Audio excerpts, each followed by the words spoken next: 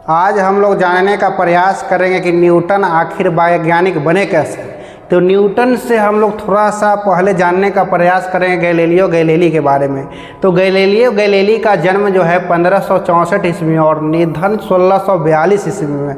बड़ा दुर्भाग्य की बात है कि जिस वर्ष गैलीलियो गैलीली का निधन हुआ, जिस वर्ष गैलीलियो गैलीली का निधन हुआ, उसी वर्ष एक महान वैज्ञानिक न्यूटन महोदय का धरती पर अवतरण हुआ। न्यूटन महोदय के समय एक बहुत बड़ा बीमारी, जिसका प्लेग बीमारी, हम लोग के यहाँ कोरोना बीमारी जैसे आया 2020 में, उससे भी खतरनाक बीमारी प्लेग 1665 ईस्वी में आया।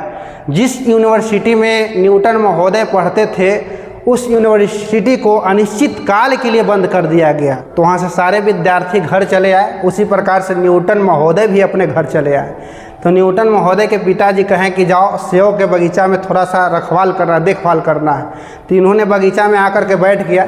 जैसे ही बैठा, कुछ समय के बाद अचानक एक सेब गिरा। सेब गिरा तो हम लोग तो दिमाग नहीं लगाएंगे, सीधे सेब उठाएंगे और सराख से खींच देंगे, कहेंगे इसी को तो जतरा कहते हैं। लेकिन न्यूटन महोदय ने खींचा नहीं, वहीं पर से दिमाग लगाना शुरू कर दिए। कौन? न्यूटन महोदय। दिमाग लगाया क्या कि सेब आखिर नीचे क्यों गिरा, ऊपर भी तो खाली था, ऊपर क्यों नहीं गया, नीचे ही आखिर क्यों गया। नहीं रहा गया, एक ढेला भी फेंके तो देखे कि फिर नीचे ही आ गया, है ना। तो उसी प्रकार से वैज्ञानिक न्यूटन महोदय फिर नहीं रहा गया, तो वो अपने 3 बार उछले। कै बार उछले? 3 बार। फिर वो भी नीचे आ गए। तो उसी समय दिमाग लगाते लगाते जो है सो वैज्ञानिक बन गए न्यूटन।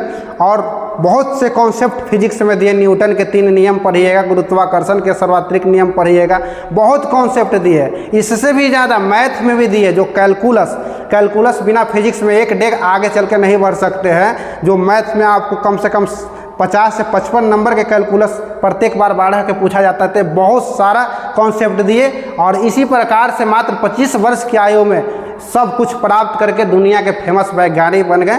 वैज्ञानिक का यही था परिचय।